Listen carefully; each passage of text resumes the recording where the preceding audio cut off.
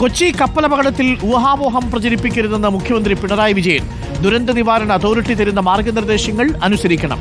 മത്സ്യം ഉപയോഗിക്കുന്നതിൽ കുഴപ്പമില്ലെന്നും മുഖ്യമന്ത്രി പറഞ്ഞു. കപ്പലപകടം സംസ്ഥാന ദുരന്തമായി പ്രഖ്യാപിച്ചു. അതിനിടെ കൊല്ലത്തെ കണ്ടെയ്നറിന് തീപിടിച്ചത് കുറച്ചു സമയം ആശങ്കയുണ്ടാക്കി. കപ്പലപകടത്തിന്റെ വിശദാംശങ്ങളാണ് മുഖ്യമന്ത്രി വാർത്താ സമ്മേളനത്തിൽ പ്രധാനമായും വിശദീകരിച്ചത്. കാലവർഷം കഴിഞ്ഞാൽ മാത്രമേ കപ്പലും താഴ്ന്നുപോയ കണ്ടെയ്നറുകളും മാറ്റാൻ കഴിയൂ. പക്ഷേ കപ്പൽ മുങ്ങിയ സ്ഥലം സർവേ നടത്തി ഉടൻ കണ്ടുപിടിച്ച് ബോയെ വെച്ച് തിരിക്കും. ആ ഭാഗത്തേക്ക് മത്സ്യത്തൊഴിലാളികൾ പോകരുത്. മത്സ്യം കഴിക്കാൻ ഒരാശങ്കയും വേണ്ടെന്നും ആരും ഊഹാപോഹം പ്രചരിപ്പിക്കരുതെന്നും മുഖ്യമന്ത്രി പറഞ്ഞു.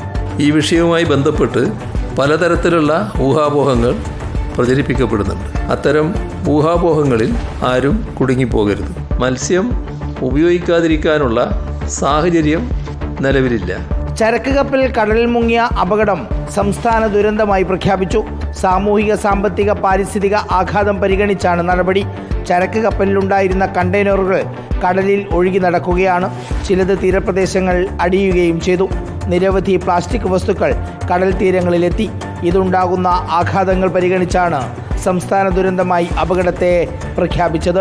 അതേസമയം കൊല്ലം ശക്തികുളങ്ങരയിൽ തീരത്തടിഞ്ഞ കണ്ടെയ്നറുകൾ നീക്കം ചെയ്യുന്നതിനിടെ തീപിടുത്തമുണ്ടായി. ഗ്യാസ് വെൽഡിങ്ങിനിടെ കണ്ടെയ്നറിനുള്ളിലെ ഫോമിലേക്ക് തീപ്പൊരി പടർന്നതാണ് അപകട കാരണം. റിപ്പോർട്ടർ, തിരുവനന്തപുരം.